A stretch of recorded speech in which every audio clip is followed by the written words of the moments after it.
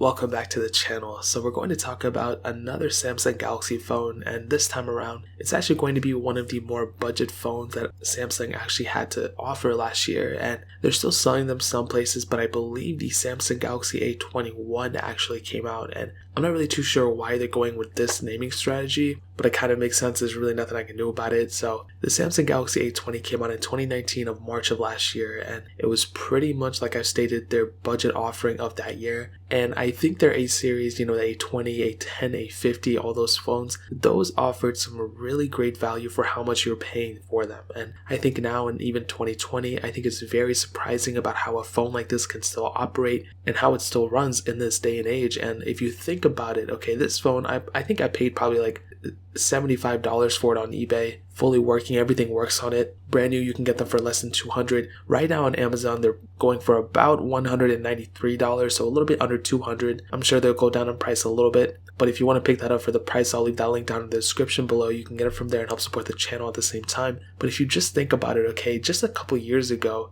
a phone with these type of specs, even back in like I think 2014 or something like that, that phone would be the flagship phone of that time, going back to like the Galaxy S4, dude, even the Galaxy S5, those type of phones with these had kind of similar specs to this one in a lot of ways, and this phone costs way less than those ones. So it's cool to see how budget phones are getting so much better nowadays, which is really, really cool. Looking on the front, you can see we have a 6.4-inch Super AMOLED display. It is a 720p display. Now, the display is kind of goes in two parts, really. I don't think it's a bad display, but I don't really think it's a good display either. But when you remember the price that you're paying for this phone, it's really not that bad of a display on it. Now, here's the thing, okay? It's a Super AMOLED display, which is something I really do like, and I love seeing OLED displays, especially on a budget phone like this. But it is a 720p display, so it's not full HD. You're going to be kind of missing out on a couple things here and there, but it's not the end of the world, and I do think at the end of the day it's okay. I don't think you're going to worry about it anytime soon. So I think at the end of the day, the display, I think it's very average. But the cool thing is that even for a budget phone, you don't even have that much bezel on this type of phone. You have that Infinity U display, I think it's called, or Infinity V, whatever it is,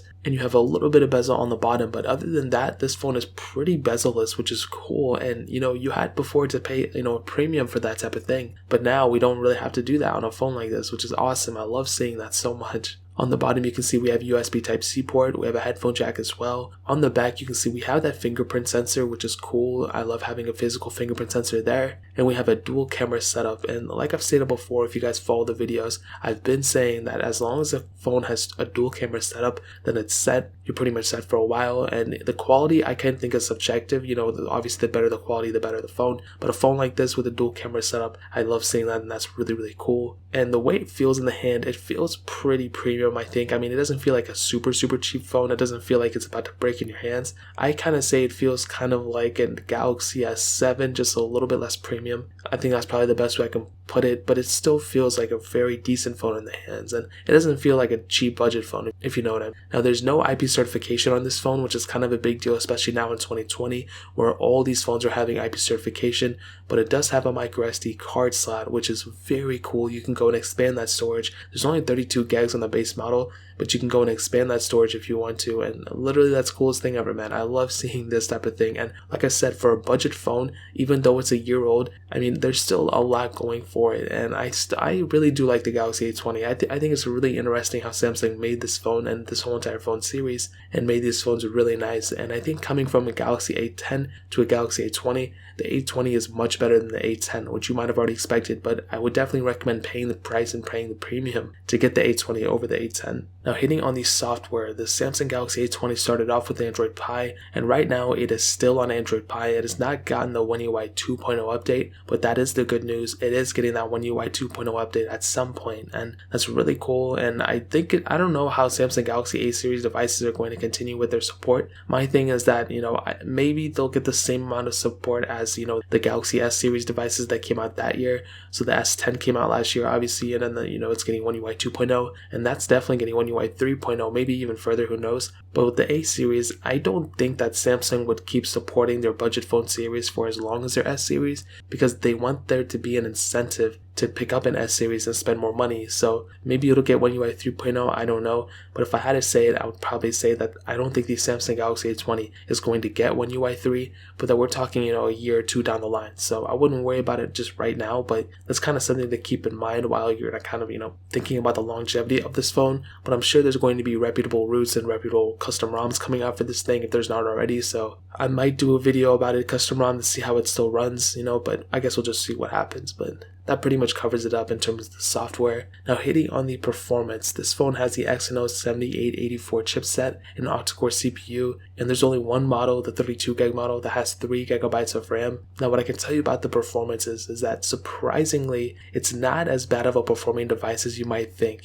With those type of specs, I think the last Galaxy S series device to bring 3GB of RAM was the Galaxy S5, and I think this phone can definitely, depending on your usage, I don't think you're going to feel like you have a super slow phone, and I don't know how to describe that better than just, if your use case is very low, if you just go on Snapchat and things like that, you probably won't complain too much. But I found the biggest problem with this phone is the loading of the apps. So sometimes when you click on an app, it might, boot up right then, but it just takes so long to get through the setups and all those things. When I went to Real Racing 3, it took me forever, even when I booted up, it just takes a noticeable amount of time for it to go through the setup, which is kind of annoying. It's not the end of the world or anything, but that is something that kind of, keeps you in the back of your head, and you're like, man, it does feel kind of like a slow phone. But if you're just calling people, texting people, going on the internet, you're not really using your phone too much. Like if you just go on Instagram and things like that, I don't really think you're going to notice that big of an issue. But if you're constantly on your phone and you're using it constantly and using it all the time, you might notice some differences. You might notice some things where you're like, man, this phone is extremely slow. However, with that being said, whenever I would do gaming on it or anything like that, for the most part, it was pretty decent. Yeah, like when I did Real Racing 3, it was kind of glitchy here and there, and I was hoping it would be better at the end of the day, but it really wasn't. It was kind of like more so in the middle performance-wise. But I think at the end of the day, the Galaxy A20 can definitely handle its own if you're not expecting too much from it. But I think if you're expecting too much from a phone, then you might as well go pick up like a Google Pixel 3 or a Galaxy S8 or something like that. That can definitely do you much better than a Samsung Galaxy A20 in my opinion. So in terms of performance, that really pretty much covers it. Now, hitting on the cameras, like I said, this thing has a dual camera setup on the back, a 13 megapixel wide angle lens, and then a 5 megapixel ultra wide sensor, and on the front there's an 8 megapixel lens.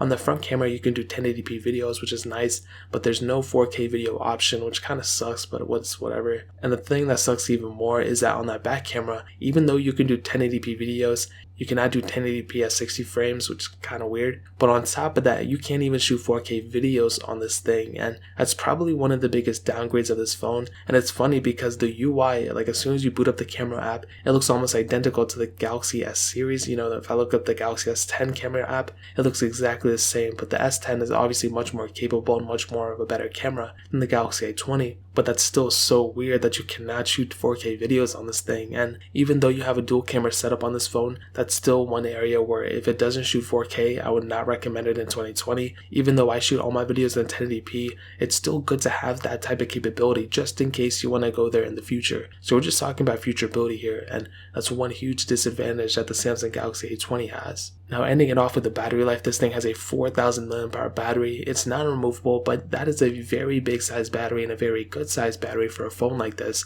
If you think about it, a lot of phones coming out on the market right now still have about like a 30 something milliamp hour battery, like a 3500, 3400. This one has a lower resolution display. It's really not even that powerful, but the battery size is really, really big. So when you combine all those things together, you have a very good battery life on this phone. It doesn't have a lot of power to power through, and it doesn't have a huge high resolution screen to power. It has a big screen, but it's not high resolution. Because of that, the battery life will definitely do you pretty well. Now, I think the battery life is probably one of its biggest advantages for sure. You can definitely get maybe more than 2 days out of it if you really push hard enough, but definitely in one day you're not going to kill it on basic usage. So that's definitely one of its biggest pros right there. Now, to kind of sum up the video and to answer the question, should you pick up a Samsung Galaxy A20 in 2020? What I will tell you is, if this is your only choice, like if you have to buy a brand new phone and you have to go to Walmart or Best Buy to pick it up, then yeah, I would probably recommend it. There's not a lot of budget phones that get you this type of value with that type of price. However, what I will say is that still in the used market, this thing on Amazon is still selling for about $200. I probably would not recommend it at that price. I would recommend you picking up probably like a Pixel 2 XL